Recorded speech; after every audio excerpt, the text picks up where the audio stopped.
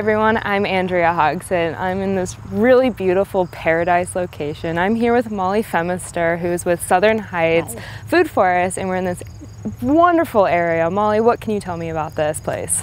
Southern Heights Food Forest is right here in the middle of town. That makes it a little bit unusual. Most places that are trying to grow food in any kind of quantity are outside of town.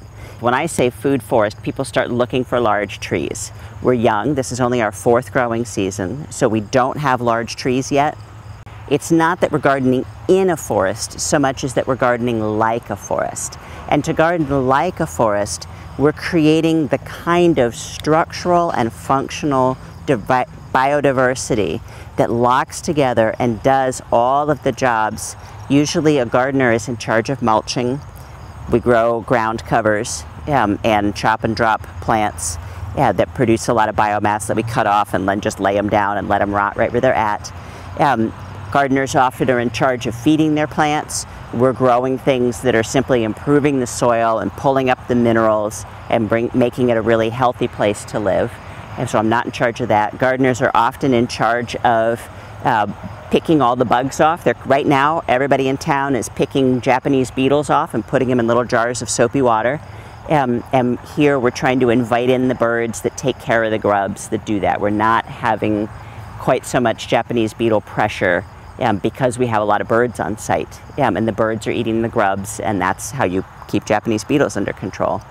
It's a food forest because the bulk of what we're growing here is edible or productive in some other way. And maybe it's both edible and, like the lamb's quarters right behind us here, can be eaten. They also get really tall and shade everything else out, so I cut them off and drop them on the ground, and so they're mulch. So they're both food and a mulch. They're doing 2 different things at once. And Molly, why was this area created in the first place? We were working, Southern Heights Food Forest was born of the interlock between a couple different organizations in town. Nature Explore, which is the outdoor classroom design arm of Dimensions Foundation, worked together with Community Crops, and these are crops gardens beside us with individual family gardeners. They were working together with the idea of creating a place that was focused on perennial plants and perennial edibles. And in looking around, where can we put this, we discovered Southern Heights Presbyterian Church, who owned the large 2-acre plot that we're standing on.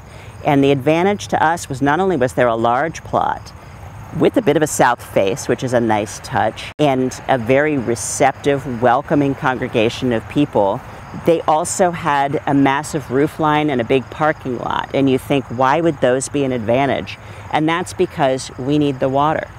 When they say that it takes 30 inches of rain to get trees to grow, they don't mean on the leaves, they mean in the roots.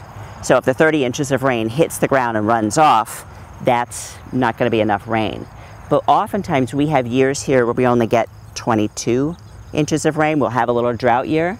Well, if I'm getting the 22 that lands on this field and the 22 that lands on their parking lot and then comes shooting across into our field, I've got 44. There's so much different things happening here. What are like some of the uses you, like educational, what do you really use this area for? Absolutely. Education is a major piece of the puzzle, and of all ages. Starting at about 6 weeks old, we start having little babies and their moms coming out. They're playing with rattles. The kids are waving, where the moms are, waving little sheets over them, little scarves that blow in the wind, and the kids are just kind of experiencing the breeze blowing on their skin and the smell of the different plants and the sounds of the birds and the insects and the road that are all around. And so they're getting this wonderful multi-sensory situation, which is wonderful for their brain development. As the kids get older, the entire Nature Explore classroom that's here is available for them. They can dig, they can paint. We have watercolors, we have toys, we have building blocks. And we even have a fallen tree that's safe to climb and large colorful sheets that they love to build forts out of. As the fall strawberries come in, and we'll have a fall crop of raspberries also, I start inviting the kids down into the food forest and they go hunting for them. And I used to try to direct them, oh honey, you only want the red ones. Well, they start learning color because they taste test. And they're like, wait a minute, that color tastes better. They start noticing what color are the strawberries, and they eat them. And then what I discovered is that even my own child, I can get her to eat things here that she won't eat at home. She'll eat tomatoes here like they're a peach. I've seen them eat aronia berry. Aronia is one of Nebraska's natural fruits. Aronia gets far more purple than any grape out there, but it's not sweet until you add something like grapes, which are almost pure sugar. And the kids will just strip them. They'll just eat them straight off the plant. They love them. They're so into eating food right from the source. They're so excited by this idea, and I think their bodies respond to it well. A whole pack of these kids sat around eating a salad. Now, did they eat salad at home? I sincerely doubt it. But here, they were willing to eat a salad. Here, it was their idea. And it was stuff that they had just gone and picked, like the lamb's quarters, like the radish leaves. I can't even remember what all I was handing them, but various edible leaves that were up. And they took it all down.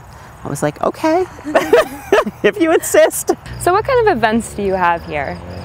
The education portion goes right on up through adults. So at the moment, a lot of what's happening for adults are things like tree planting workshops, where we have this fall, we're going to be planting red buds, goji berry, sweet shrub, also known as Carolina allspice, and a couple other interesting plants. Plus, we'll be getting perennial vegetables in.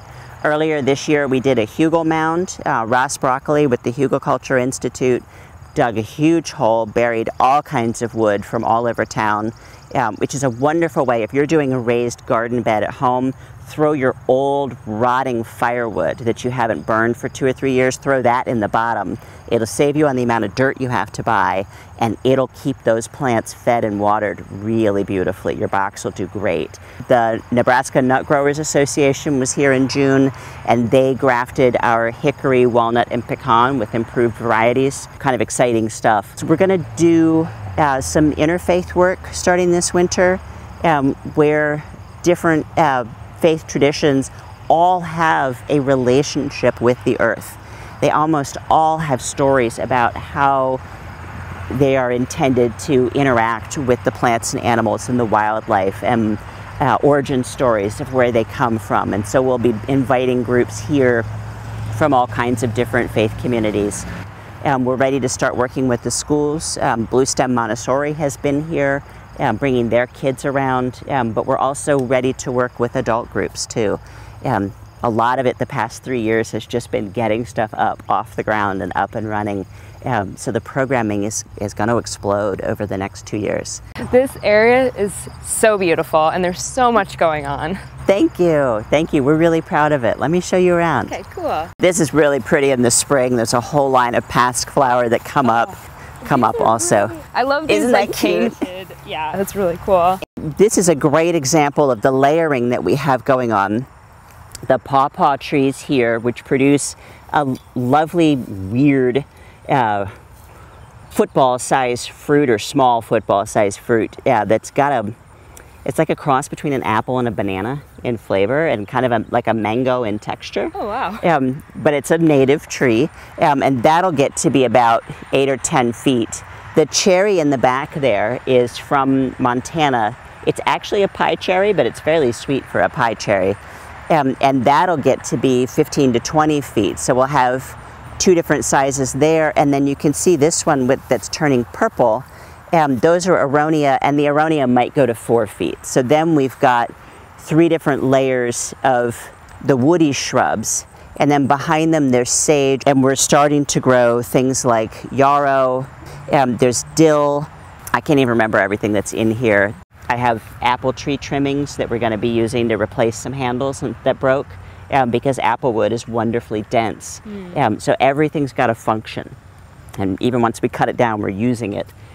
Sometimes for mulch, but oftentimes going to start doing crafts and things like that. We're growing a whole bunch of decorative gourds with the idea of making musical instruments out of them. Through the growing season, if there's still fruit left on that just doesn't get eaten for whatever reason, what do you usually kind of like let happen to it? When I've got a bumper crop of stuff, I'm starting to take it elsewhere in town. So we delivered strawberries to the F Street Rec Center earlier this year. And places like that where there are neighborhoods that we know that there are high densities of kids on free and reduced lunch.